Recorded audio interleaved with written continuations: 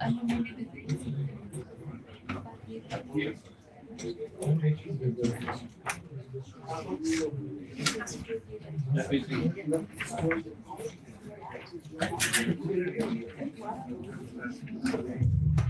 you very much. We are about to start. Good morning, good afternoon, and good evening, Excellencies, distinguished speakers, delegates, colleagues, and partners. My name is Zanofar Ismail. I'm the Chief of the Knowledge Management at the UNOSSC. I'll be the moderator. Thank you very much for joining us for the launch of the Global Report organized jointly with the President of the UN High-Level Committee on South-South Cooperation. And let me also take this opportunity to welcome our distinguished speakers, both in person and online, whose leadership and perspectives will enrich today's discussion. This flagship report offers fresh evidence, foresights, and strategic recommendations on how South-South and triangular cooperation can be repositioned as a transformative modality for sustainable development, global resilience, and reinvigorated multilateralism. In the interest of time, let us now begin with our opening segment. And today we are joined by Ms. Dima Al-Khatib, the Director of the UN Office for South-South Cooperation, His Excellency Omar Hilale, the President of the UN High-Level Committee on South-South Cooperation and the Permanent Representative of Morocco to the UN, His Excellency Dr. Abbas Obeid, the Chair of the G77 in China and the Permanent Representative of Iraq to the United Nations, and His Excellency Lok Bahadur Thapa, the Vice President of the UN Economic and Social Council and the Permanent Representative of Nepal to the United Nations. So let me now kindly invite the Director of UN Office for South-South Cooperation to deliver her welcoming remarks. Over to you. Thank you, Zanofar. Good morning, good afternoon. For the colleagues joining us on the screens, Excellency, it's such a pleasure to have you with us today, whether online or in person, to launch the UNOSSC 2025 flagship global report on South-South and Triangle Cooperation, titled Bridging Horizons and Continents, Forging Transformative Pathways in South-South and Triangle Cooperation. We're delighted to co-organize this with the President of the UN High-Level Committee on South-South Cooperation, His Excellency Omar Hilale, the Permanent Representative of Morocco to the United Nations. Thank you very much, Ambassador, for your continuous support. We also warmly welcome the Vice President of the ECOSOC and Permanent Representative of Nepal, His Excellency Lok Bahadur Thapa. Thank you, Ambassador, for being with us. And we also warmly welcome and thank His Excellency Dr. Abbas Kadoum Obeid, Chair of the group of G77 in China and Permanent Representative of Iraq to the United Nations. Thank you for your continuous engagement, but I also want to take this opportunity to appreciate and commend our great collaboration with the G77 under your chairmanship, and wish you all the best, as I know that this is one of the last days for you here with us in New York. So wishing you the best of luck for your next assignment. Special appreciation also goes to our lead author, Dr. Adel Abdellatif, who has been the brain behind the report, and also a special appreciation to the 15 members of our advisory board, of the report advisory board. Very grateful for their time, their continued leadership and partnership. So colleagues and excellencies, we meet today following the 4th International Conference on Financing for Development and on the margins of the UN High-Level Political Forum for Sustainable Development, both critical forums for the discussion on South-South cooperation, their potential and the future prospects as the world and the multilateral systems are navigating very complex times.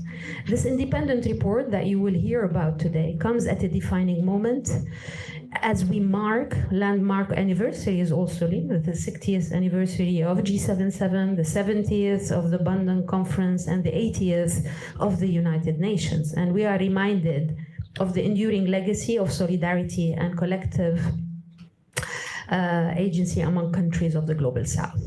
At the same time, we are facing, we are in a world which is faced by intensifying and interconnected challenges, whether it's climate, whether it's economic fragmentation, rising inequalities, persistent digital divides, and the uneven recovery from the COVID-19 pandemic. And these challenges are particularly acute for the least developed countries, for the landlocked countries, for the small islands developing states, and definitely the middle-income countries, which continue to face structural vulnerabilities, financing, and also capacity constraints. And in this context, South-South and Triangle cooperation offer a huge potential for context-relevant, demand-driven, and resilient development solutions. What distinguishes this report that you will hear about today, its forward-looking and transformative lens.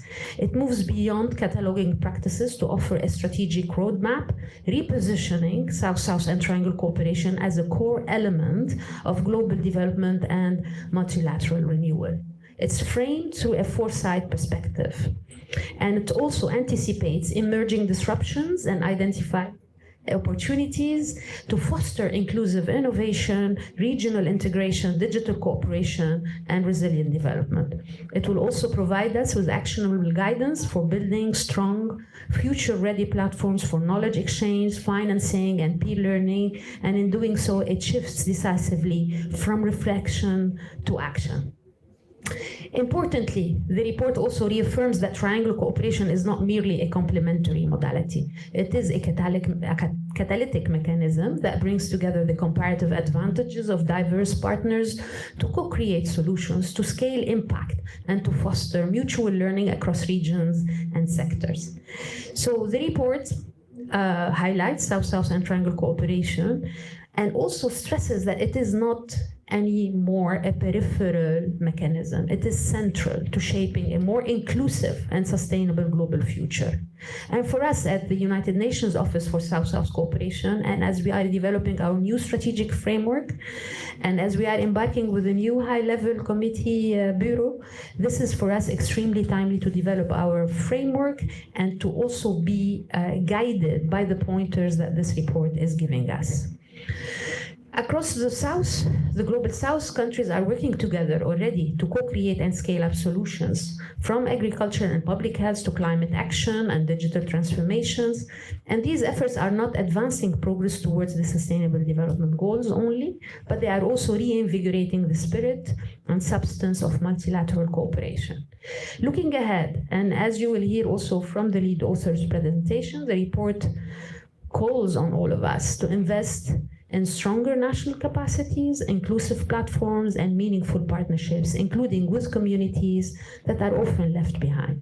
It reminds us that building a more resilient and just world demands cooperation that is context-specific, people-centered, and grounded on solidarity. A compelling dimension of this report, it's a deep engagement with the voices of the young people. Their perspectives reveal a strong appetite for more inclusive, digitally enabled, and future-focused cooperation.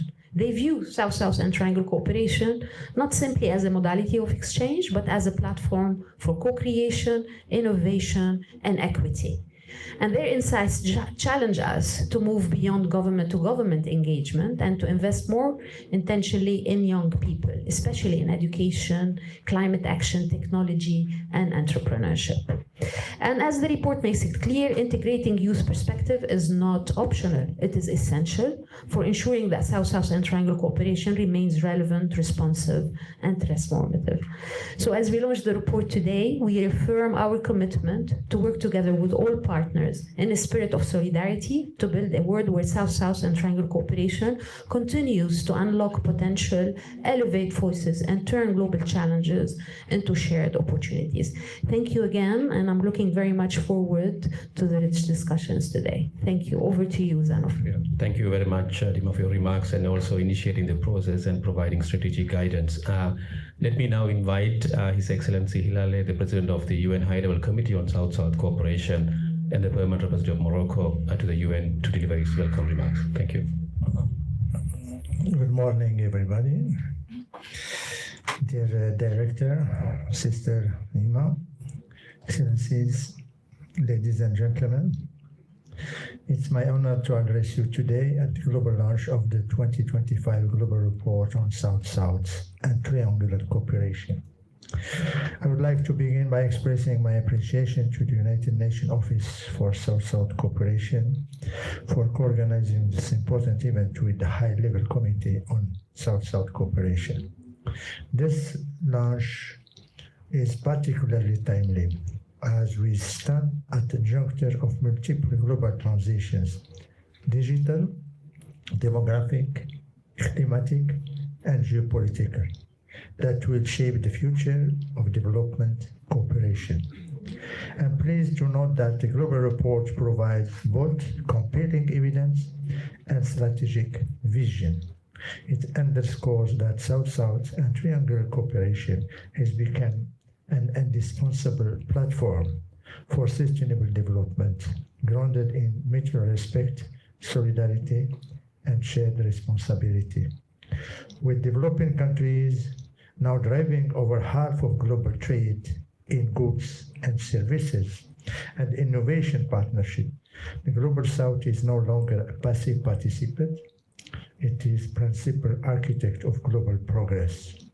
Importantly, the report reaffirms that South-South cooperation is not only a symbol of solidarity, it is also a powerful driver and accelerator of progress toward the Sustainable Development Goals and the fulfillment of 2030 Agenda. This report comes at critical moment. It highlights the importance of institutionalizing South-South cooperation nationally and globally, closing persistent data and financing gaps, and fostering inclusive digital transformation. Its recommendations are actionable and aligned with priorities of the Global South. What matters most now is that we translate this recommendation into practical, tangible actions on the ground that improve lives, strengthen institutions, and accelerate sustainable development. I commend UNOSSC and all partners involved in this important report. The high-level committee remains committed to supporting the implementation of its finding and to promote dialogue, accountability, and innovation through South-South and triangular cooperation. I cannot conclude without expressing our congratulations and our appreciation to the author of this report, Mr. Abdulatif Adi. Thank you very much. Thank you, Excellency, for your remarks and also reiterating the commitment of the UN High-Level Committee on South-South Cooperation. Let me now invite His Excellency Dr. Abbas, the chair of the G77 China and the Burma representative of Iraq, to the UN to deliver his remarks. Thank you. Thank you. Good morning, everyone. Excellencies, distinguished delegates, ladies and gentlemen. It's a great honor to participate in this launch of 2025 Global Report on South-South and Triangle Cooperation. I deliver these remarks on behalf of the Group of 77 and China. Let me begin by expressing our appreciation to the United Nations Office for South-South Cooperation and the President of the High-Level Committee for co-organizing this timely event. I would also like to acknowledge the truly global participation at this event, bringing together representatives from every continent and region. This global report comes at a critical moment. Our countries continue to grapple with the compounding crisis, climate change, conflicts, food and water insecurity, rising debt burdens, and widening digital and social divides. These challenges are not isolated. They are interconnected and deeply structural. It is in this context the South-South and Triangle cooperation stands out of agile, context-specific, and impactful modality, rooted in shared experiences and collective aspirations of our countries and people. The G77 and China reaffirm our commitment to strengthening South-South cooperation as a vital complement to the North-South cooperation and a key accelerator of 2030 Agenda and the Sustainable Development Goals, guided by the principles of solidarity, mutual respect, and non-conditionality. We emphasize that South-South cooperation must remain demand-driven, nationally owned, and led by developing countries themselves.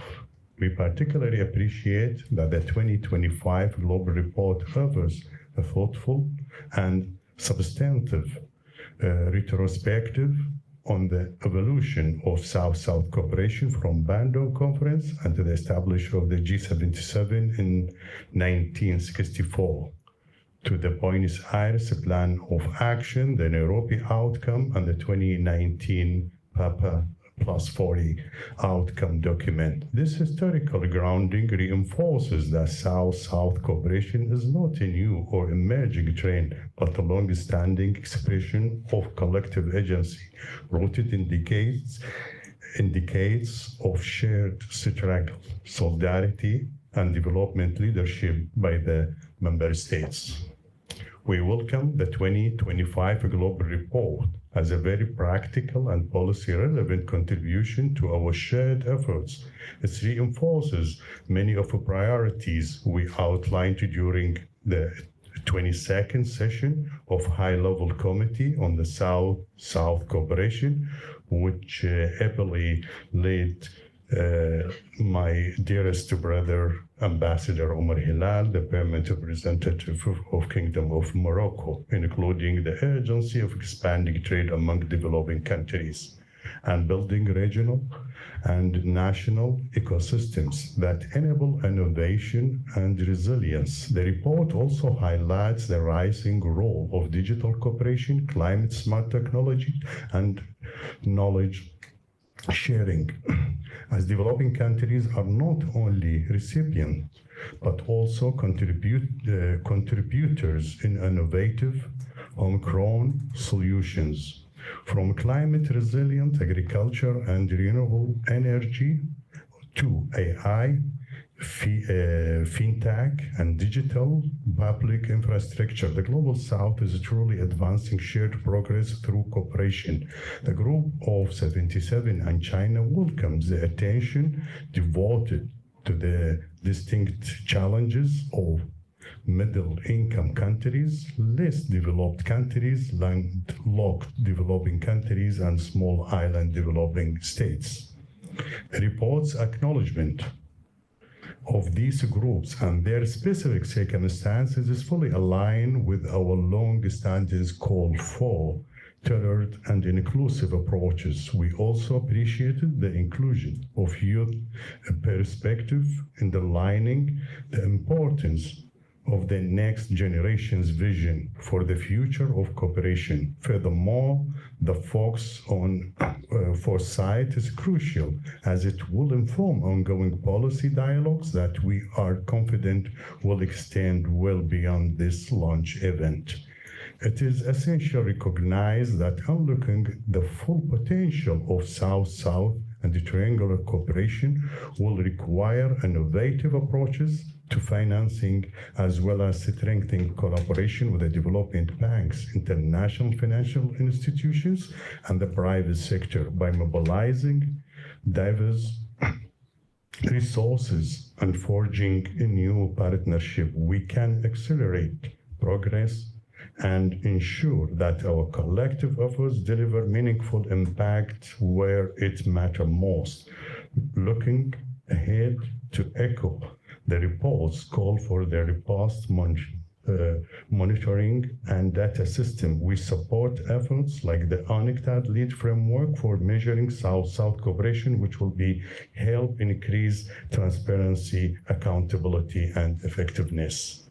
Dear friends, let us commit to the transforming the actionable recommendations of this report and the concrete development outcomes on the ground. This means strengthening national institutions support South-led initiative and ensuring South-South and the triangular cooperation remains central pillar of multilateralism and sustainable development. The group of G77 and China stands united in advancing this agenda. We thank the United Nations Office for South-South Cooperation and Ms. Adim Al-Khatib for her sincere efforts, and also the HLC President, the President of ECOSOC, and all partners for their continued leadership and dedications. I thank you. Thank you, Excellency, for your remarks. Let me now invite His Excellency Thapa, the Vice President of the ECOSOC, to deliver the remarks on behalf of the President of ECOSOC. Excellency, the floor is yours. Thank you. Thank you. And Director of the UN Office of the South-South Cooperations, and Excellencies, distinguished colleagues, dear friends, good morning.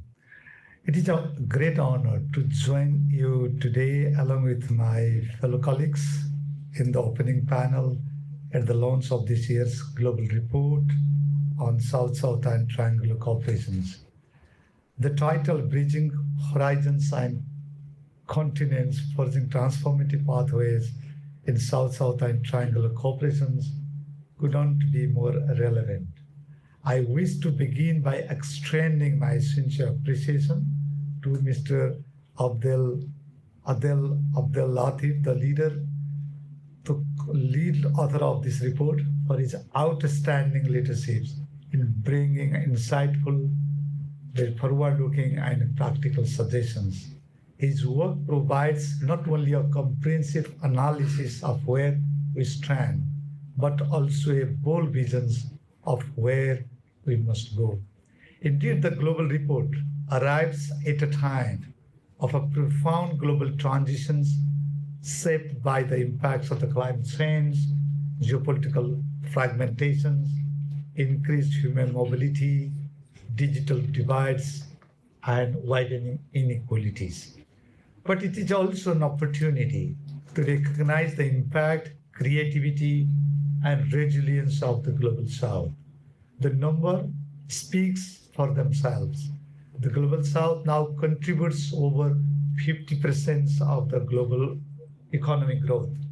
Behind these statistics, there are stories of resilience, stories of innovations, and stories of shared progress, impacting the lives of communities across the nations.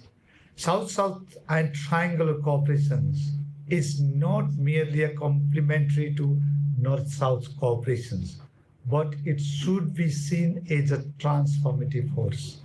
It is a testament to the power of solidarity, mutual respect, and shared purpose among countries of the Global South. The report makes it clear, if we are to meet the ambitions of the 2030 Agenda, we must reimagine cooperations, not as a transactional exchange, but as a dynamic, inclusive, and future-ready partnerships.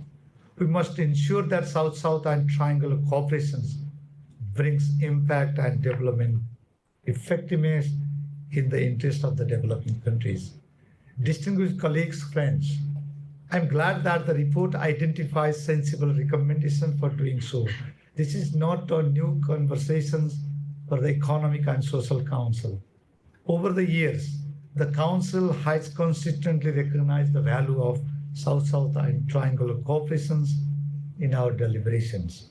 From the ECOSOC Development Cooperation Forum to the Operational Activities segment, and most recently, in the context of the QCPR, we have underscored the need to integrate South-South and Triangular cooperations more deeply into the UN development systems, development cooperation frameworks, and national development strategies.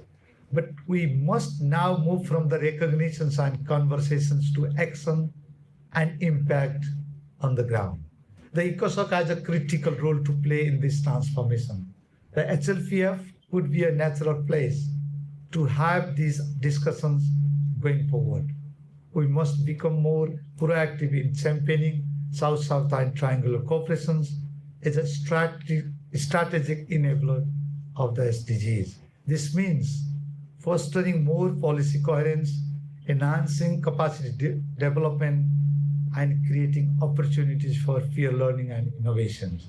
It also means ensuring that South-South and Triangular cooperations is rooted in the principles of equity, ownership, and mutual benefit. Dear friends, today's events should be seen more than the launch of great and dynamic ideas, but as a call to actions to build integrated portfolios of cooperations that are inclusive, adaptable, and resilient. We must ensure that the future of development cooperations is co-created with relevant actors to have legitimacy and ownership of communities, and to advance the transitions needed towards true transformative multilateralism and solidarity. Let us indeed bridge horizons and continents, not only in words, but in tangible actions. I thank you. Thank you very much, Excellency, for your remarks. Where we must go is going to be the main thrust of the presentations to follow. Thank you once again for all your insightful contributions and for so effectively setting the tone for today's discussion. While the presentation, we'll now move to the presentation of the report. While the presentation is being uploaded, may I kindly request all distinguished speakers in the room to kindly stand up for a second and hold the report for a photo. And thank you.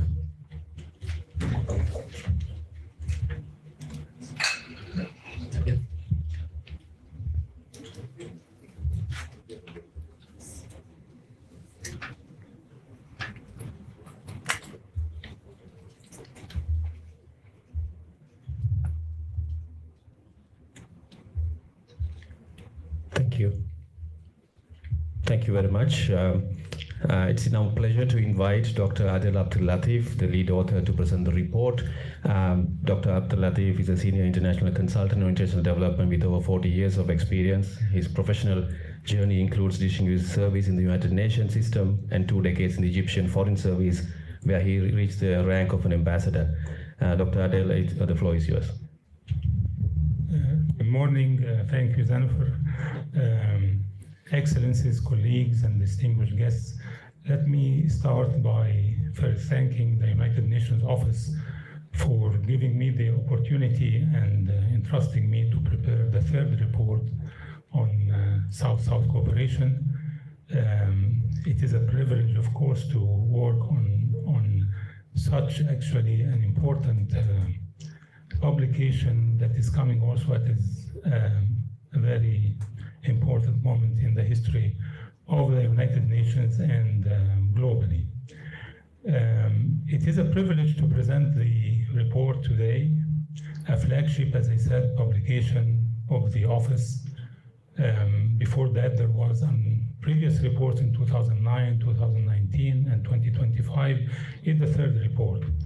As I mentioned, it is launched at a moment of historic significance, marking 70 years since the Bandung Conference, 60 years of the Group of 77, and 80 years of the United Nations. 3 milestones that remind us of the enduring solidarity and aspiration that unite the countries of the Global South. However, we gather today not to recount the past, but to engage with its lessons, drawing on the wisdom of recent history, while thoughtfully reflecting on its challenges and shortcomings in pursuit of a more informed and inclusive path forward at a time of profound global transformation.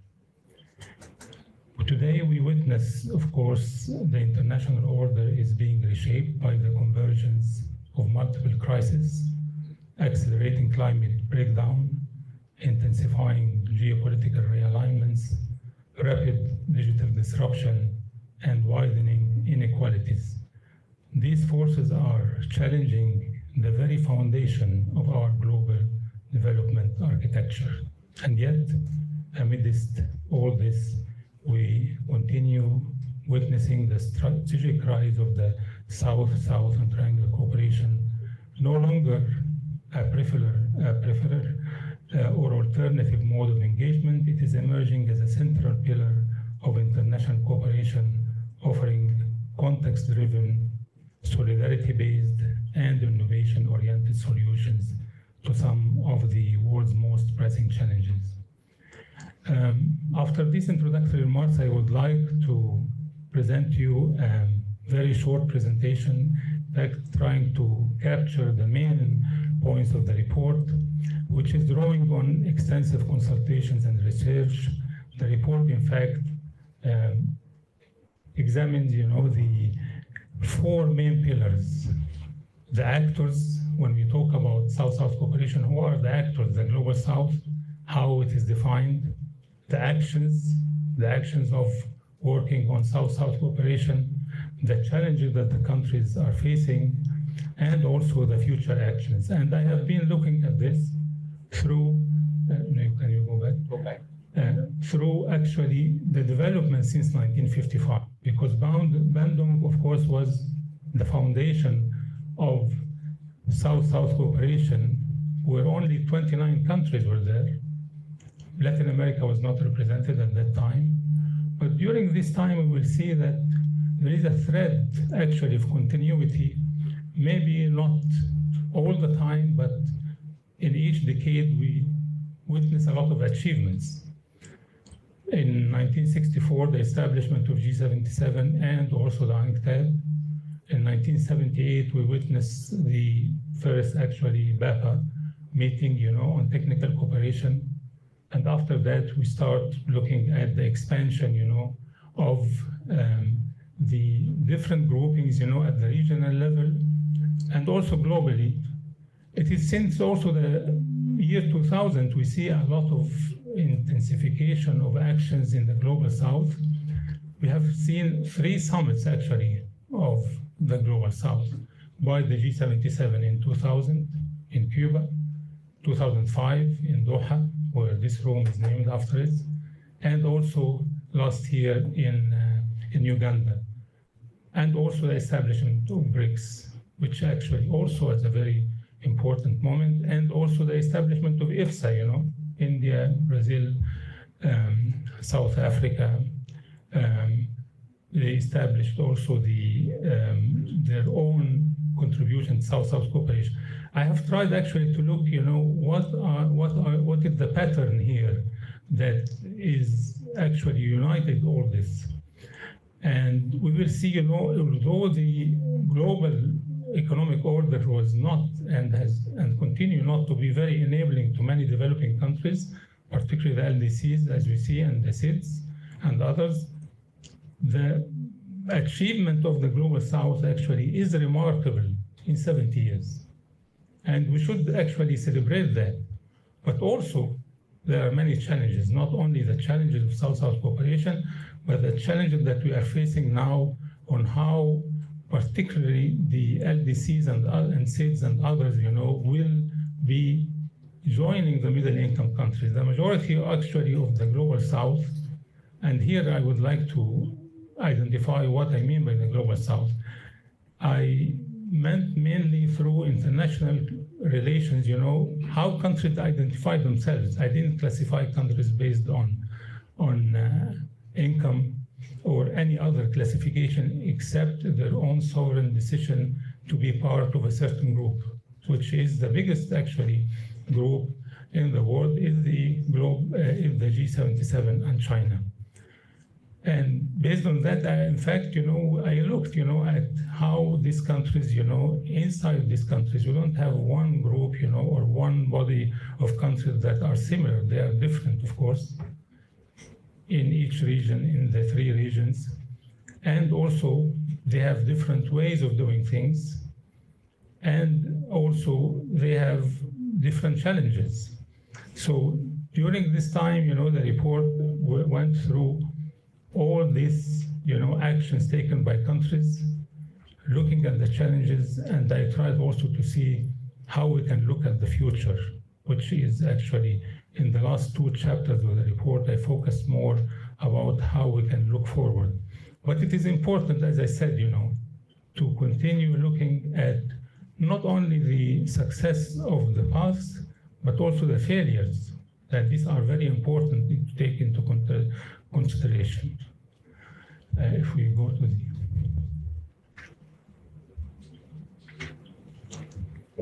If we look at the Global South, and they say the rise of the Global South, I mean, we mainly talking about 80% of humanity here. Demographically, the Global South has always been the dominant, actually, demographic factor in this world. But of course, it's becoming more and more. And also, as you witness, by the decline of fertility of many countries, the youth population in the future and in the present now is in the global south. So which means the labor force in our world is mainly concentrated and will continue to be concentrated in countries of the global south until 2100 years, which means for another century the population concentration will continue to be there. While there will be also decline in many countries of the global south, but the majority of the population and the young people will be productive people. They are in the global south, and it is of course mainly now becoming in Africa. So if we look at that, and we say South-South cooperation, so it is actually a goal in itself, that these countries should cooperate, because many of them also, they are neighbors. It is connecting and reconnecting these people, again, societies. But also, if we look at how we expand the global economy, these countries, it is important that they cooperate, not only technical cooperation, but also trade, investment, and addressing the common challenges. And that's why, I didn't look at it, as a mean, but also as a goal in itself, because if we don't achieve a higher level of cooperation, it will be a lot of regression, not only for these countries in the global south, but globally. The middle class in many of these countries actually is growing, which means their consumption pattern is growing as well, and how this will affect the environment. So if we don't find common solutions for sustainable development in the global south, the leadership of this country, they should look at South-South cooperation as a means also of strengthening sustainability, not only to build a group, that will be, versus another group. I actually don't call for any division north-south. South-South cooperation should lead to more integration in our world, not less integration. It is not about building a block. It is about building a block to integrate in the globally. And if we see actually during the years, the positions of the countries of the global south and the G77 has always been more to be integrated in the global economy and not to defy. The moment only where defiance was the new international economic order in 1974. But since that time, we will find more and more the countries integrating in the global economy. And with the WTO, most of the countries, in the global south are part of it. The only thing is how they find their voice within the global governance system. That's, of course, a challenge. And it is important, to see how these countries will have a bigger voice, in the international financial system, and also, in the governance of the whole world. It shouldn't be centered, in the hands of few countries. That's actually important, how the global south, through its different groupings regionally and globally, position itself in order to create a bigger space. But also this bigger space will create a bigger economy. The economy of this world is not one pie, that doesn't grow. It has, that if you take a slice, the other, your neighbor will not have a slice, but should be seen actually as a growing economy that will provide a space for growing number of people. So moving from defining, the progress and challenges,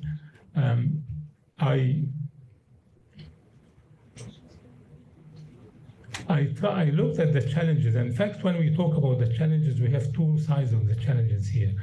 These challenges focus more on South-South cooperation as from the point of view of technical cooperation, because since, in fact, the Bandung until now, there were two milestones very important: the establishment of UNCTAD and the first actually meeting in Argentina on technical cooperation. We have the track of South-South cooperation that focus on trade, investment, and other areas. And also we have the other track, which is the technical cooperation, which was born actually in 1978. Technical cooperation is easier, of course, to measure, because we have the experience, particularly from the industrialized countries, how they have been spending, their resources on development cooperation. But of course, trade and investment, they are taking another track. The challenge, in this track is how it become more sustainable. So trade and investment, should also, enshrine the issue of sustainability in it.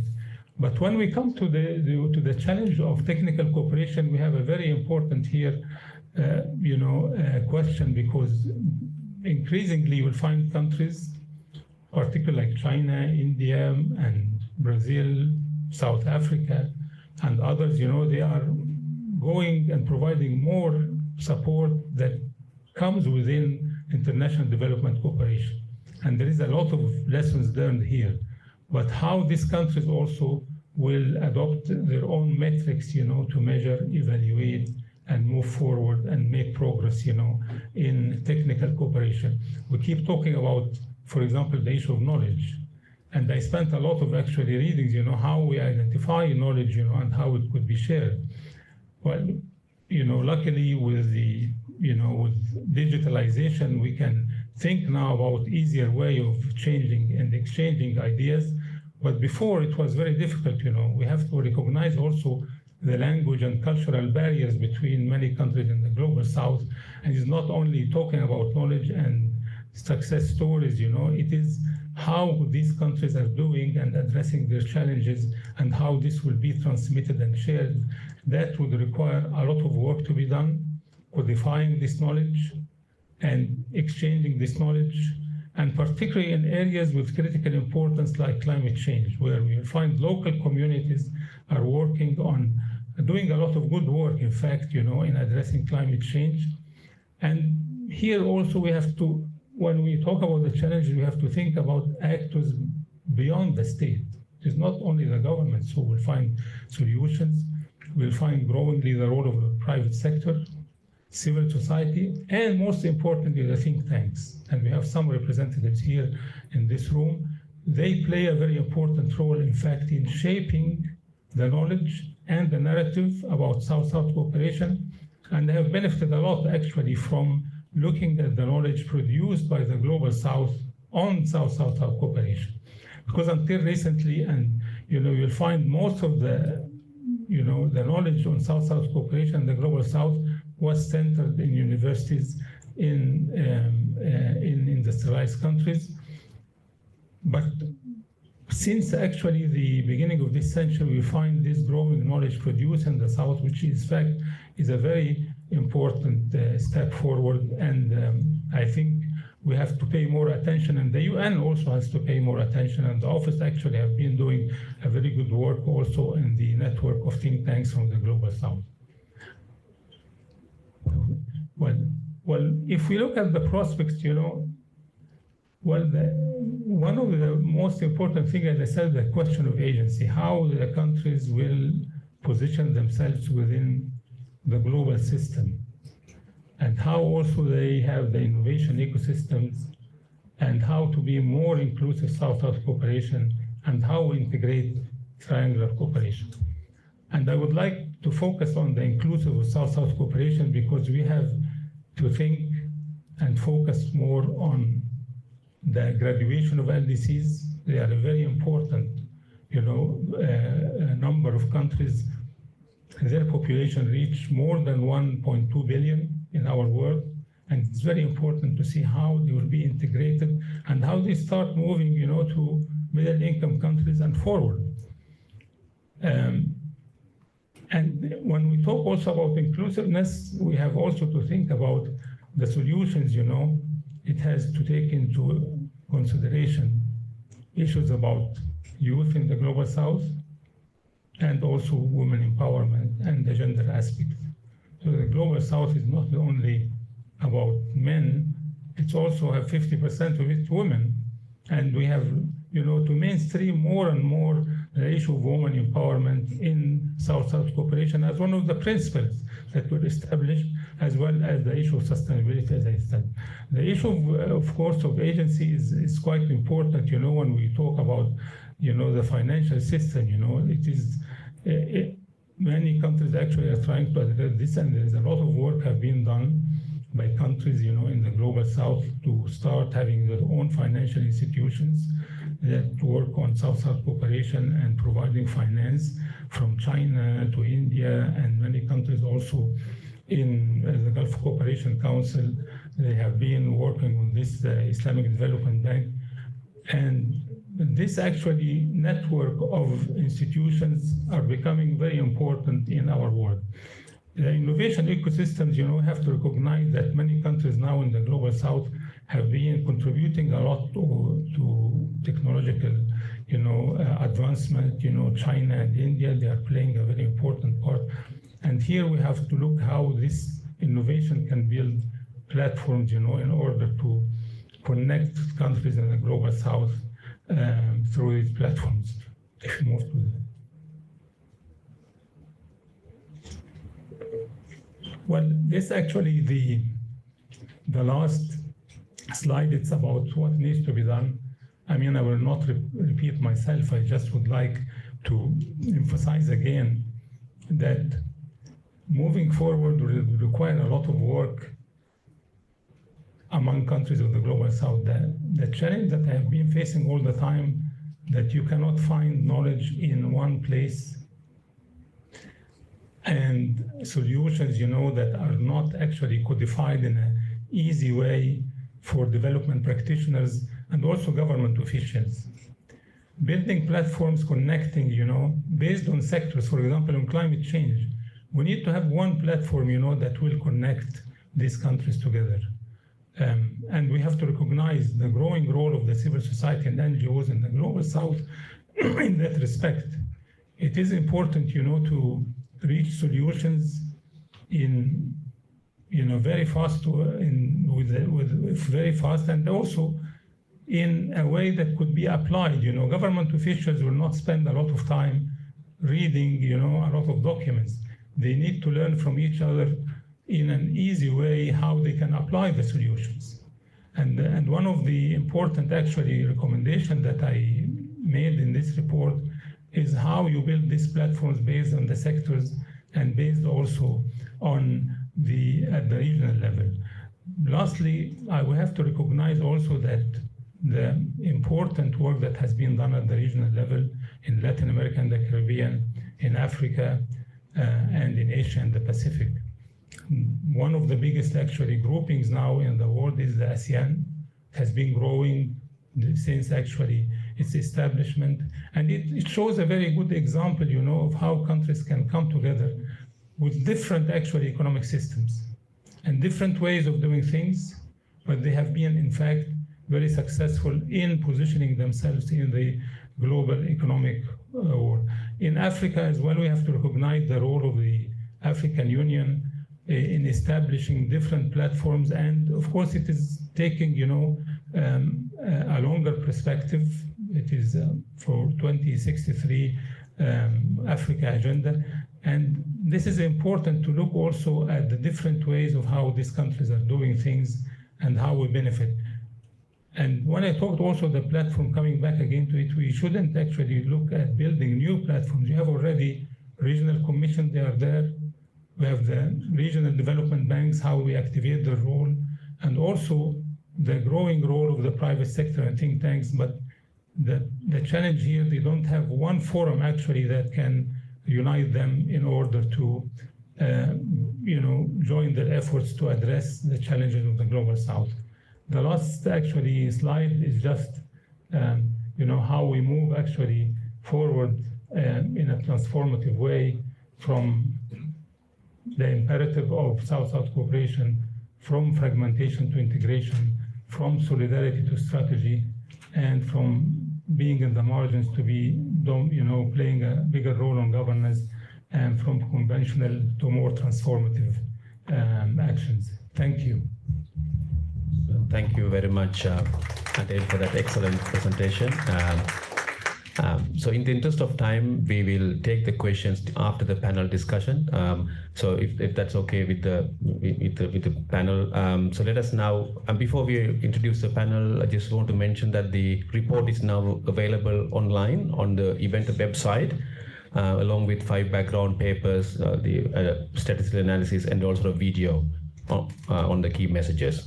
So let me now turn to the panel discussion, and we are very excited to have such a distinguished panel and thank them for their time. So let me briefly introduce the panel. Today we have with us Her Excellency Mathu Joini, the Permanent Representative of South Africa to the United Nations. To her left, Mr. Naveed Hanif, the UN Assistant Secretary General for Economic Development, Department of Economic and Social Affairs. To his left, Professor Sachin Chaturvedi, the Director General of Research and Information System for Developing Countries in India. Joining us online, we have Dr. Carlos Correa, the Executive Director of South Center, and Dr. Laura Vespik is the Deputy Director of Programs at the IGRAP Institute in Brazil. She also served as one of the distinguished members of the advisory board for this group, along with Professor Sachin. Each panel will have about 5 minutes to answer a specific question focused around one or more of the key messages. So let me now start with Her Excellency. Excellency, given the report's emphasis on equity and the transformational potential for South-South cooperation for digital and green transition, how can South Africa leverage South-South triangle cooperation to promote inclusive innovation ecosystems, particularly for women and youth? Floor is yours. Thank you very much, and good morning, and thank you for to the Office of South-South Cooperation for inviting South Africa to be part of the discussion this morning. I've just had an accident. I can't open my tablet with the coffee, so I'll wing it, right? We'll see how it goes. But yeah, just to also really appreciate the report, and thank you, Dr. Abdelatif, for that presentation. I thought it was very interesting, the recommendations that you are making, the vision that you are beginning to put forward for South-South cooperation. I think we need to look at that and say, how do we move forward? The different platforms, I just think that your recommendations deserve a further look, but not just a look, but to see how do we implement. And just on that, I'll say that for South Africa, we are a country that believes in South-South cooperation, and it is in our DNA. And how can it not be? Because we are a country that has been facilitated by South-South cooperation, if you like. We do know that the global solidarity, in particular the South solidarity, has contributed to where South Africa is today. So our constitution recognizes South-South cooperation, and one of the pillars of our foreign policy. If you Google and look at South Africa's foreign policy, you'll see that one important pillar is South-South cooperation. So we believe in that. And to put our money where your money where your mouth is, we are at 2 levels. At the global level, the IPSA fund, which our host today is administering for us, and we really believe in the IPSA as an example of that. But we also have a national platform, which is the African Renaissance Fund. And we use that in the African continent in particular, but we've also used it outside the African continent to facilitate that. And of course, in all of that, our sensitivity in both IPSA and the ARF, the sensitivity towards women, projects that move towards women or that advances and empower women and young people. Now, coming to your question specifically, I want to start on innovation and even the slide that was put there at the center, where how innovation is important. But we also know that this innovation can exclude women and young people. So we need to make sure that we remove the barriers for that. I also want to remind all of us that G77 in 2023 had a summit on science, technology, and innovation, and in Havana, in Cuba.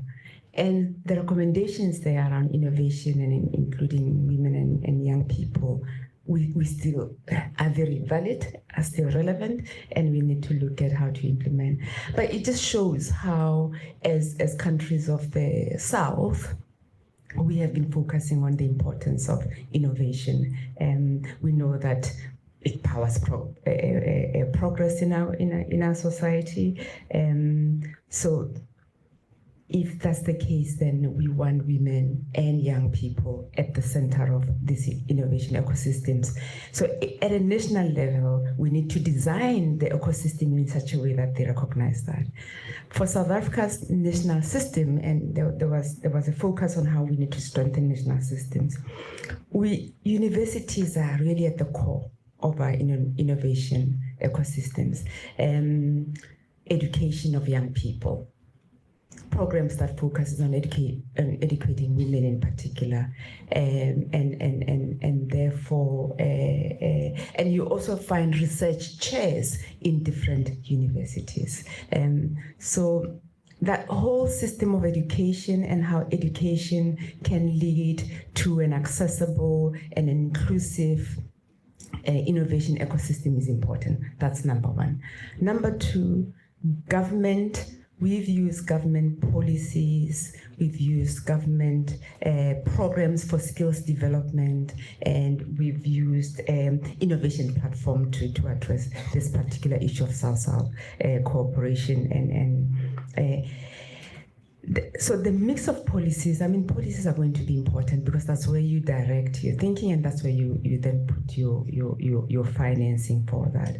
And I can give you, I had that in there, but what I would recommend that you have a look at South Africa's 3 departments in particular, the Department of Science, Technology, and Innovation, on what they're doing for South-South cooperation on the green technology, specifically the hydrogen technology, what they're doing for women, what they're doing for young people, and again using skills development or training programs, using policies, and to make sure that women are included. The other framework that we have,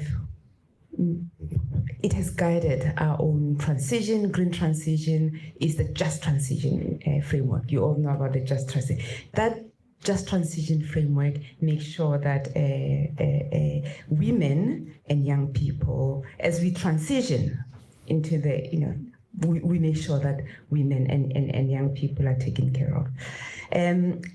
Our G20 initiatives also are a way for us to scale up South-South cooperation on everything that we do, whether it's around science or it's around technology. We do have a number of working groups as we speak, and some of the UN agencies are involved in the G20 and the working groups that we have that are, because you have to look at G20 as a platform that we must leverage to advance South-South cooperation. And we have certainly done that. A good example is the AI for Africa, where we are using G20 to enable 54 countries in the African continent to say this is what we are doing in the space of AI. And from there, move on to saying, how do we partner with countries in the global north? So that's an initiative that's there on the table. There's an initiative in G20 looking at research and how that can advance equity. So it goes back to what the report is recommending, that South-South cooperation can be promoted in the different platforms that we have. And now, having the presidency of the G20, we don't want to miss that opportunity to advance South-South cooperation.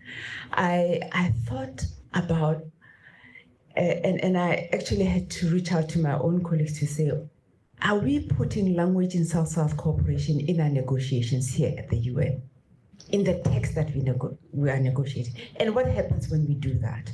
Are these texts controversial? Are they supported? Are they And it was an interesting mix of a response that I got from my own officials. And I think if you can look at that to say, how is this put in outcomes documents? How is it accepted?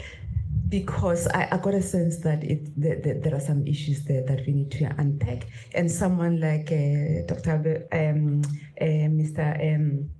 Abdelatif can actually help us to get to that. Let me end by saying there are a good number of examples of what we are doing in the innovation space, specifically with young people and with women, and how we are taking that in the SADC perspective, and how we are taking that in the AU, with the AU platform, especially with science. There's been initiatives that South Africa has scaled up using those two platforms, both SADC and the African Union, that are worth looking at, that advances science and that advances innovation as well, and research. But I'm not in, they're not in my head to say these are the specific examples. They're in my tablet. But let me end there. Thank you. Thank you, Excellency, for that excellent response, and also highlighting some examples in terms of how South Africa not only advances South-South cooperation within the country, but also within the region and sub-regions and globally. Thank you very much for that. Now let me turn to ASG Hanif. The global report underscores the urgency for revitalizing development cooperation amid deepening poly-crisis and stalled SDG progress. In this context, how can DESA advocate for reforms in global economic governance, including more inclusive South-South cooperation financing mechanisms and South-South digital partnerships to strengthen resilience and accelerate sustainable development across the global South? The floor is yours. Thank you so much, Jennifer. And let me compliment Dima for her leadership of the office. And I didn't expect anything less of Adil. Intellectual leadership and a report. And I will respond to your question, but this report, Adil, breaks few myths on South-South cooperation. I will focus only on one. I don't have time. And this is my personal, it's not DESA, my personal view is I have always been very skeptical of using the word complement. North-South cooperation has delivered. I commend that, what it has done. But when you start complementing something which has shortcomings, you are at a risk that you imbibe those modalities, those processes that North-South was pursuing. So this report is breaking that myth. And I think resolutions of the second committee should also stop saying it complement. There's a high risk you will eventually copy those models. And we have witnessed that has happened. There are a number of other myths also. Sufficient knowledge is available. And the report shows that platforms exist. It's time to act. So that brings me to your question. And let me first and foremost highlight a breakthrough in the Seville commitment.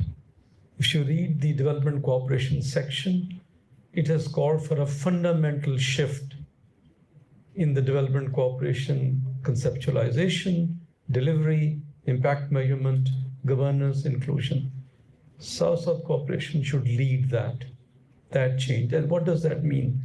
That is country leadership, policy coherence, and mutual accountability at the center of development cooperation.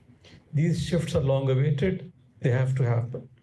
Now let me come to 3 points that we have gathered, because we run development cooperations forums, a survey, and we have asked recipient countries a number of questions, and their responses are very illuminating, and those should help us in improving the governance of development cooperation and its delivery. So as of now, what they're saying is we need a system that doesn't fragment our efforts. So the development cooperation is too often fragmented, costly to manage, and misaligned with national priorities.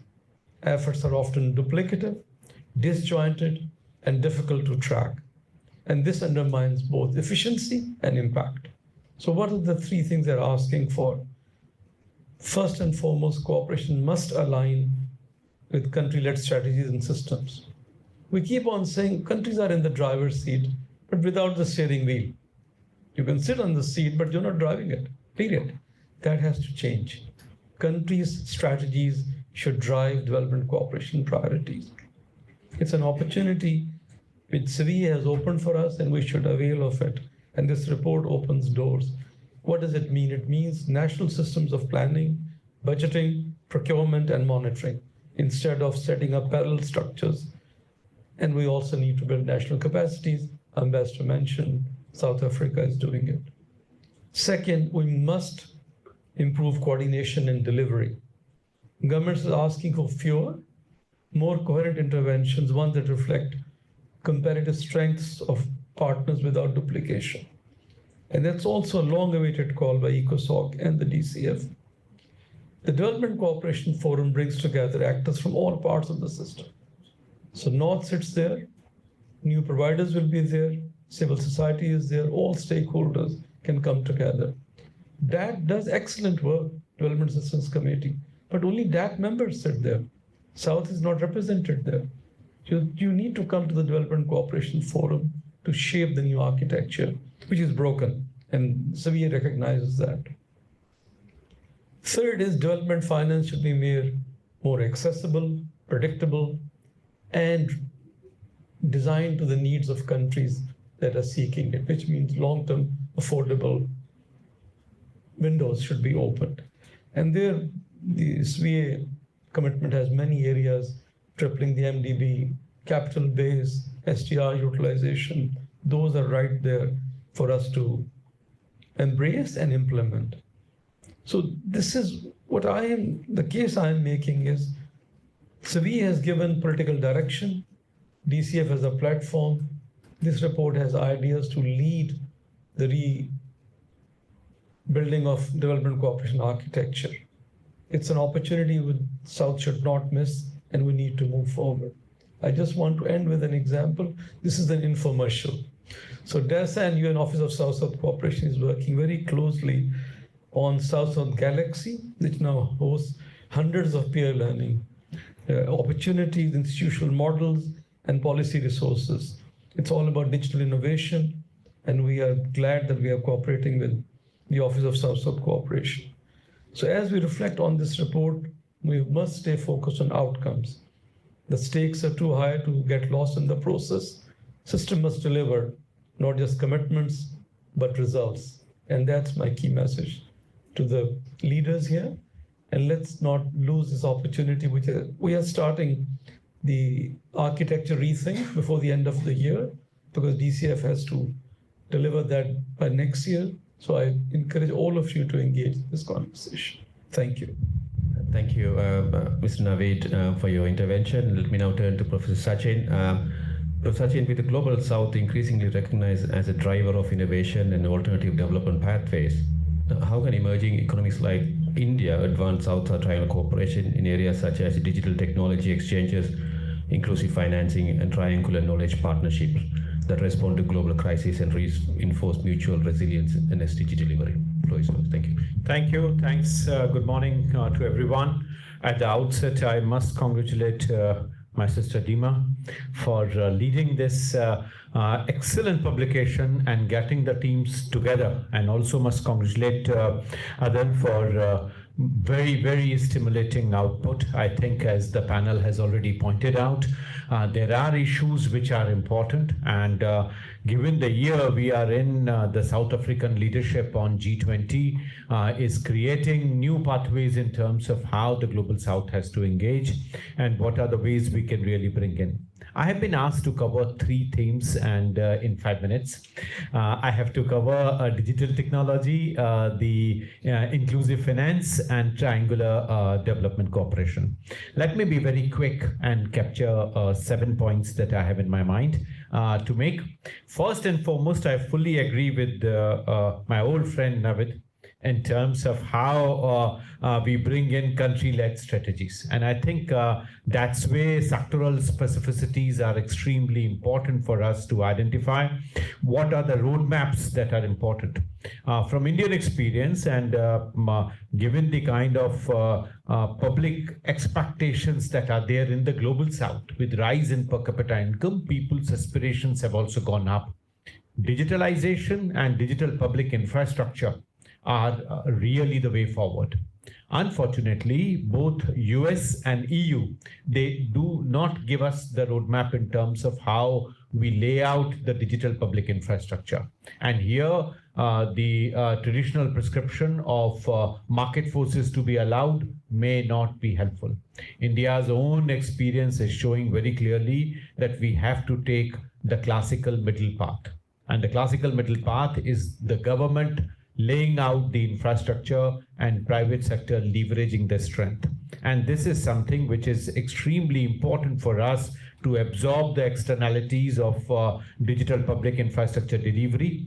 And as a result, we are seeing that in India, we are able to cut down the cost of accessing internet by 97%. And this has given a huge push of 230% rise in adoption of internet in India. As a result, 820 million people are accessing internet and digital payment architecture. Now 64% of India's payment is digitalized. So you find a huge traction that is possible in terms of creating an inclusive development model, particularly the financial architecture, where people who are not part of the mainstream economic development have an opportunity to catch up, and digital infrastructure is creating that. Since I also serve on the board of the Central Bank of India, the Reserve Bank of India, I also bring in the insights and experience in terms of how financial sector can really bring in the metamorphosis that we need in the global south. I think it is important to see the UPI experience, the Unified Payment Interface System, to bring in new banking correspondents, that the business correspondents, as you call them, BCs that are there, the self-help groups which are there, they all become a transformative part of this digital technology. So the two themes that I have been given, financial inclusion and digital technology, India is a case where you are seeing the convergence of the two. So what we see largely in the Western countries through rise of fintech, we are realizing that fintech, if deciphered at two levels of digital public infrastructure and financial inclusion, you can see the transformation that has to happen. But for this, as Navid very rightly said, country-led strategies are important. And from that point of view, you really require the skills that are necessary. And that's where Global South has to work, because skills are missing. And the report very rightly captures the transformative trends in Global South. And one of the challenges that recognized by the report is in the institutional fragmentation. And that's where we need to consolidate our approach and bring together the ideas which are important. Let me come on the third point, which is more about triangular cooperation. With Dima, I have already left a report which we recently came up with. I have a couple of copies, those who are interested, on what are the ways triangular cooperation can really help. And this is where the traditional fragmentation of South-South and North-South distinctions, I think, has to create space for triangular cooperation. There are several development strategies where North and South can work together.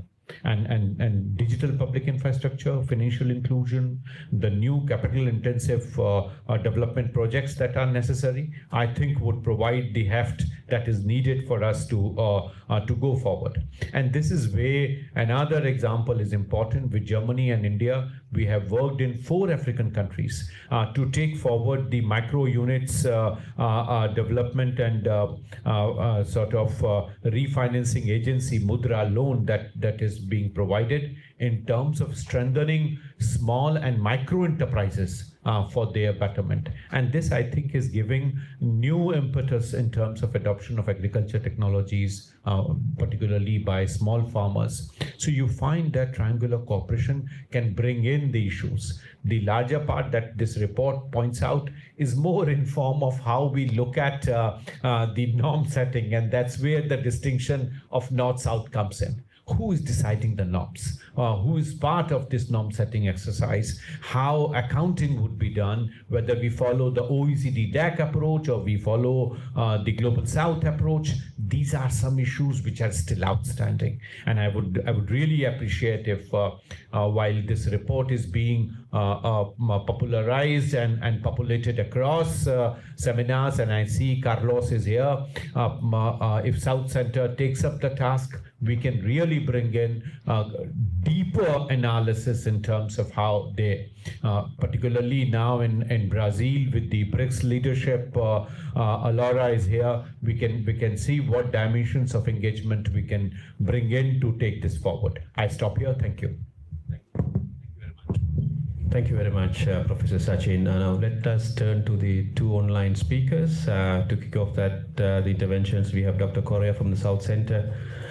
From your perspective, how can South-South and triangular cooperation be strategically leveraged to expand access to critical technologies such as digital health and AI tools through measures such as research and development, knowledge co-creation, and intellectual property pooling, while upholding the principles of equity and sovereignty? The floor is yours, Dr. Correa. Thank you, Sanford. Can you hear me? Can you hear me? Yes, we can hear you. Yes, all right. Well, let me thank for the kind invitation to participate in this meeting. And let me congratulate for the very comprehensive and forward-looking report that you have produced. It's really an excellent piece. I agree with the view that the South-South cooperation, complemented by triangular cooperation, the I quote the report, is not just an alternative, but an essential modality in the global development architecture. And I certainly also share the profound hope that is indicated in the report about the role of South-South cooperation complemented by triangular cooperation. So let me now refer to your question, Sanford, more specifically.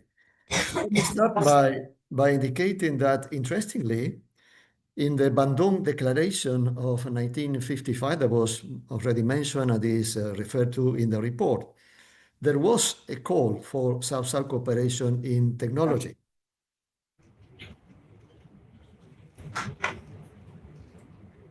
You are muted, Dr. Carlos, if you can unmute your phone.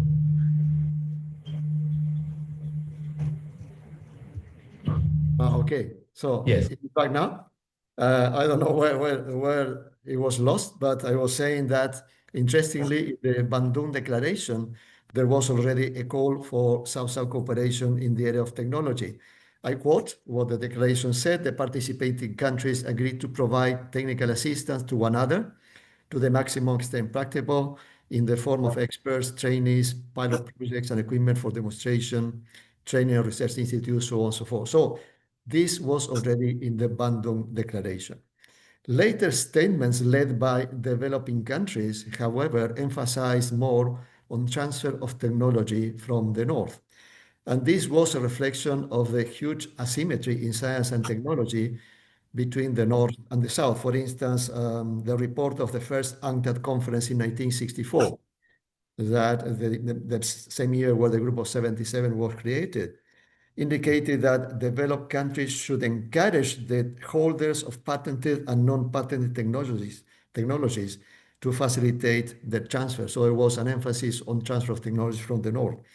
The same can be found in the new International Economic Order Declaration 1974 and the work program that was interestingly added to the declaration, in which the main objective was to promote access to modern technology and promote transfer of technology. And of course, in BAPA, in the Plan of Action adopted in Buenos Aires, then the emphasis came back again to the role of South-South cooperation in technical, in the area of technologies and transfer of technology.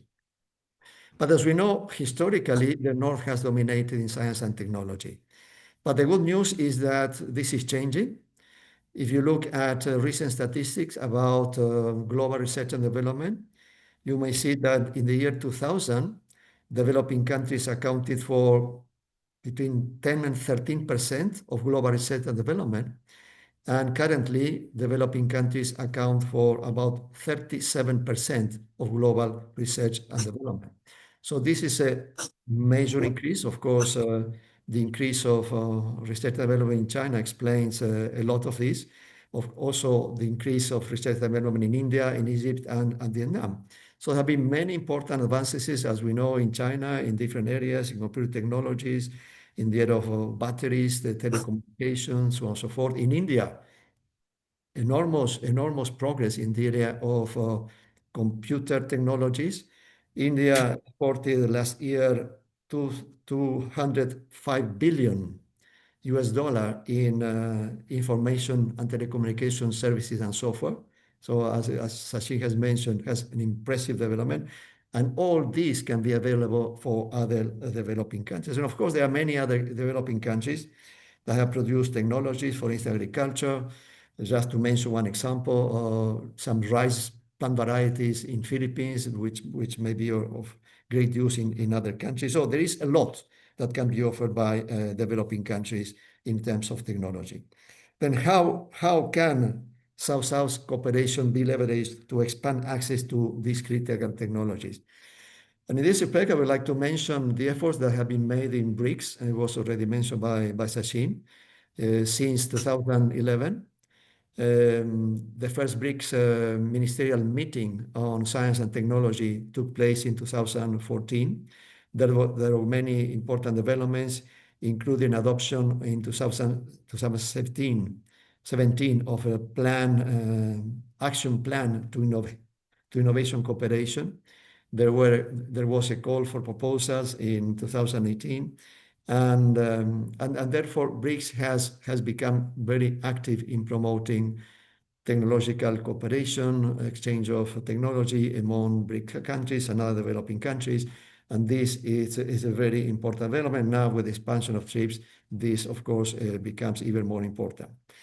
And then finally, let me mention that technological cooperation, South-South technological cooperation included, requires financing. And therefore, I think we need to have a more active role in working with financial institutions from the South, including development banks from the South, in order to provide them some more incentives and guidelines in order to finance technology transfer. So the problem is sometimes that technology is an intangible. It's easy to see when financing is given in order to build up a port or to make roads. Technology is something different, and perhaps it will be necessary to make more work with the banks in order to incentivize their capacity to finance technology transfer among the countries of the South. And then finally, let me express our satisfaction for the cooperation we have had with the office, South cooperation, and we look forward for further cooperation with the South Center. Thank you very much for the invitation again. Thank you, Dr. Carlos, for your intervention. We also want to acknowledge the contribution made by one of your staff, Yufan Lee, the senior advisor, as a member of the advisory board for the report. Thank you once again. So now let us turn to Dr. Laura. In the interest of time, how can South-South and Triangular Cooperation drive more integrated and forward-looking approaches that link social protection, food systems, and climate resilience, especially for the most vulnerable in the global South? Thank you. Thank you so much. I'm really honored to join you today for this launch, and equally honored to have served as part of the advisory board for this 2025 report. This is, as other people already said, a timely report at a time when international cooperation and multilateralism is facing deep uncertainties. The report provides us with important insights and candid reflections, and I have to emphasize that because I do echo the importance of the candid reflections and recommendations for South-South cooperation and triangular cooperation in a complex global landscape. Indeed, as stated in the report, South-South cooperation gains renewed importance in these turbulent times. So solidarity, resilience, and collective self-reliance are more needed than ever. As stated in the report as well, the South is not monolithic, and South-South cooperation is about exchanging knowledge, technology, and resources. So while South-South cooperation represents a growing source of development finance, as we already see, it has been and will always be a source of Southern-grown policy knowledge and experiences. So when talking about the impact and effectiveness of South-South cooperation exchanges, we have to consider, to measure, and to value all three pillars: funding, knowledge, and experiences. So when talking again about experiences, we have also to allow for lessons learned to be shared, both about successes and failures. This is probably part of the transformative path. So let me then share some brief insights about the call for the report, from the report, for strategic repositioning and transformative thinking around South-South cooperation. The report calls for greater emphasis on human security holistically. It reflects the times we live today. So faced with multiple interlocking crises, the nexus between climate, nature, or biodiversity loss and development must gain even more centrality in South-South cooperation in the years to come. This is not to say that it was not there, but it's to say that it has to be more preeminent. The climate emergency and the nature crisis are indeed essential existential risks and requires Southern countries to give more attention and more concerted efforts from the South to address this crisis. This means expanding exchanges on issues as diverse as climate mitigation and adaptation in both urban and rural areas, to foster policy solutions that link the fight against poverty and hunger and the expansion of social protection schemes and resilient food systems in the context of climate resilience. It also means promoting green transformation and industrialization from the South and pooling resources to allow for finance to come to forest conservation and to low carbon agriculture. This is not to say, is not to overgeneralize the needs, the climate needs of different Southern countries, but is to recognize the importance of climate vulnerability and the nexus between climate vulnerability and all the other economic and structural challenges that the global South countries face. So in the years to come, we have to come. I mean, we must come to the generation of new dedicated financial platforms and platforms for experiencing sharing around those issues. And because the South is not monolithic, the needs and priorities will be diverse. What is needed, nonetheless, is a greater political commitment to bridge climate, nature, and development. And here I see a greater and always important role for the UN system. As we start to discuss reforms in the UN system, this is the context we live today. I cannot lose this opportunity to emphasize how important the UN system has been for South-South cooperation, and the ways in which we see that regardless of what comes out of the ongoing conversation, that the role the UN system has to play in allowing for these conversations among Southern countries to continue.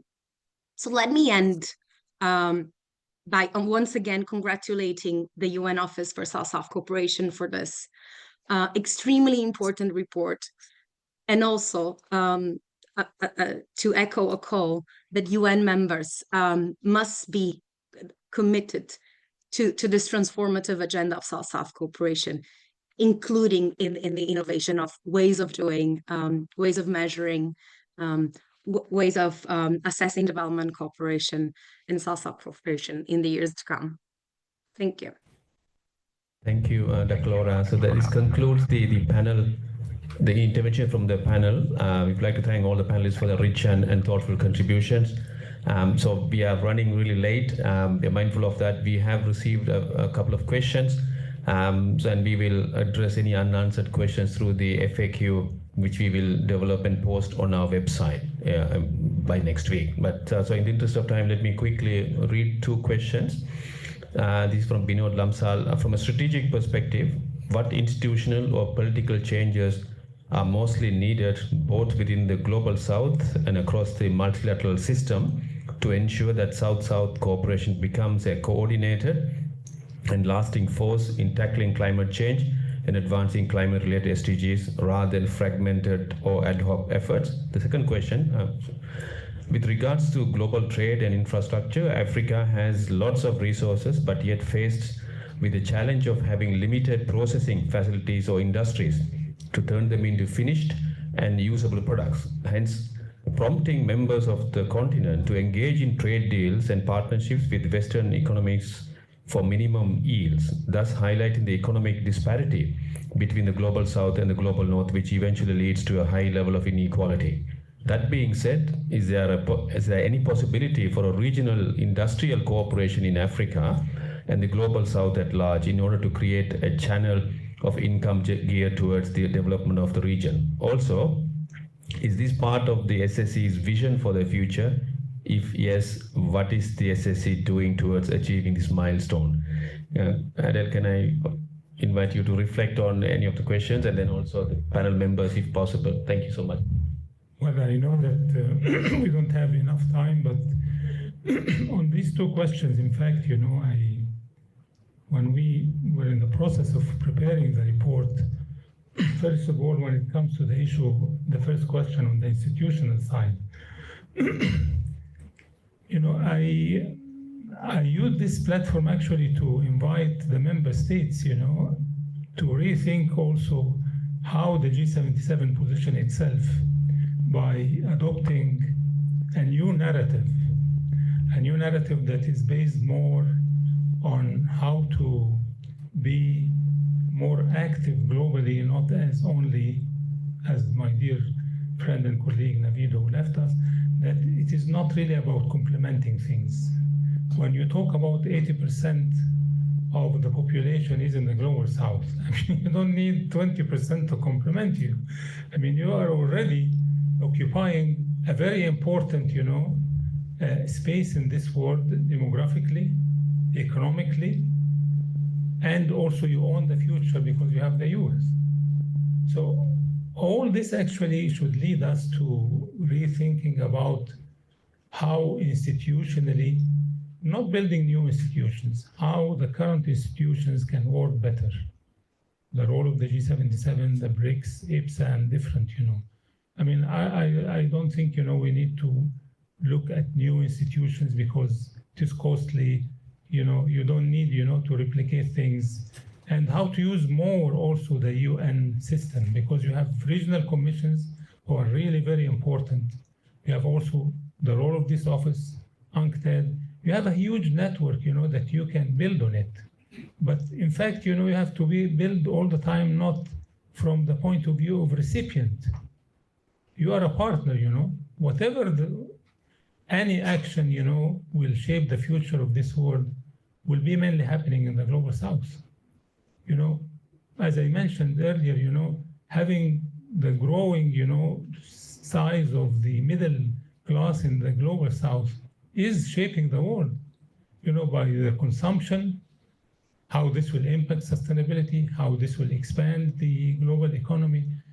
And tremendously, in the last 20 years, or the last quarter of century, things have changed dramatically, by the role of China, India, and others. We live in a different world now, So that's actually institutionally, we have to be more focused, on how the global south will be partnering, in addressing issues, and also how it will shape development cooperation in a different way. Development cooperation, it should not be seen only about the 0.7. I don't believe in this, because at the end of the day, whatever happened positively in the global south was not because of the 0.7 or less, or development resources coming from the global south. We have to recognize, of course, the generosity of many countries in the global north, and the taxpayers in particular, the people actually who are putting their money.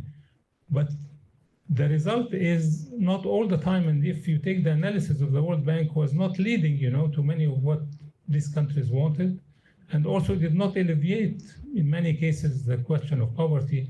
Poverty was alleviated in many countries because of the will of their own people and the governments. So that's actually how I think, that think more about South-South cooperation. It is cooperation between people, not governments. Give more role to the private sector and how we can build these platforms. And it's happening, in fact, but of course we lack knowledge about these things. I will take an example, a few weeks ago, we had the BRICS in Brazil, how it was covered by the international media. Almost, nothing about it. And, and you have really to look at what Brazil was producing or any other platforms, in the Global South. So the Global South should start, building its own narrative. We have think tanks and we have representatives here. It is important, that we, and I say we because I'm from the Global South, we think as we have a big part of this world, We are not visitors, or we are invited to a global economy. And recently, I would like to invite you to look at the work of the social lab in Harvard University, looking at the issue of how you look at the global economy. The global economy is not a zero-sum game, It is not about one pie that will be divided by certain, It is growing, and that's why the Global South should actually enshrine in its principle what has been agreed upon in Bandung. It is about benefits for all over the world. It's not only benefiting, and that's why the principles, of Bandung should be stressed again, but also it should be expanded to include the issue of inclusiveness and sustainability, and that's how the institutions, could be strengthened, The second question was on the issue of Africa, which is, I think, the continent that from where I come also, it is important, that South-South cooperation in Africa, which is based mainly in African Union, look at the other examples in the Global South. And when it comes to the issue of natural resources and minerals and rare minerals, you have a lot of good examples in Latin America. Look at the triangle of copper, in Latin America, Chile, Argentina, and others, They have been actually working on this for a long time, not only, selling, the natural resources without processing, but they have invested a lot in that respect, as well as other countries, in China, in Asia, and the important role of China. I mean, China produces, processes, and also importing natural resources and processing it, and it has a very important role. And we have actually to look at these platforms, the challenge that I faced all the time when working on the cooperation in Africa, it never mentions South-South cooperation in its documents. But it has to start, expanding more the vision of how to benefit from beyond Africa, and not also building it this vertical, the relationship with the North. You have to look also at the relationship horizontally with other, strengthening more platforms with Latin America and the Caribbean and Asia. Thank you, Adel. I think we should wrap it up because we are 10:30, unless any other panel members would like to quickly respond. Okay, Dima, may I kindly invite you to close them up? Thank you. Well, I'm being pressed, right? But in the interest of time, let me first thank again Adel. Thank you very much for a fantastic report that is inspiring all of these good discussions. This is the start of a discussion. I think it will trigger a lot of other discussions that we want to organize and with more focused on the different thematics. But I also want to thank again all the participants, all the speakers. Sachin, thank you for being with us. Thank you for being a board member. All the board members that were with us and that have contributed, and all of these insights that were given today. It's definitely all in a very important direction. As I said previously, this is also for us important food for thought as we craft our new strategic framework. I want to pinpoint two things because there was a lot of mentions on institutionalization. You know, the rise of the South is also, in some of the regions, you see the rise in institutionalization, such as in Latin America. And this is very important also to learn from the different regions and enhancing this cross-regional and inter-regional collaboration. Adel mentioned something about the mentions of South-South, because there is a lot of cooperation going out there, but it is not labeled as such. South-South cooperation can be impact and triangle cooperation in many different areas. We have with us Norway, we were talking about the exchange of personnel as one means. This is something that is happening. There is a lot of collaboration happening from Morocco towards the African region. There is a lot of cooperation happening in between regions, but not necessarily stated, but also within the UN system. UNDP has several platforms whereby South-South cooperation is happening, but maybe not labeled as such. So there is also an effort that needs to be done by all partners in terms of qualifying whatever we do and bringing it forward. And also from our side, you know, this issue of having real-time monitoring of what's happening out there, this is something that the colleagues are working on.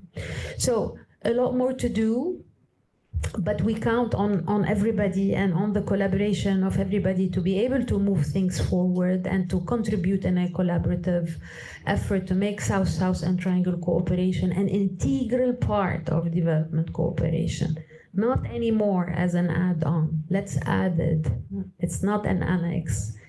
That's something that should be part of every partnership strategy, I believe, whether we are at the regional level, at the international level, and at every level. And there is a lot to learn from the South. There's a lot to learn. Thank you very much.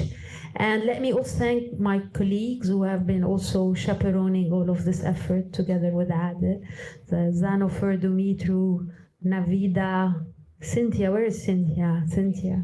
Yes, so thank you all very much. And to be continued, I would say. Thank you.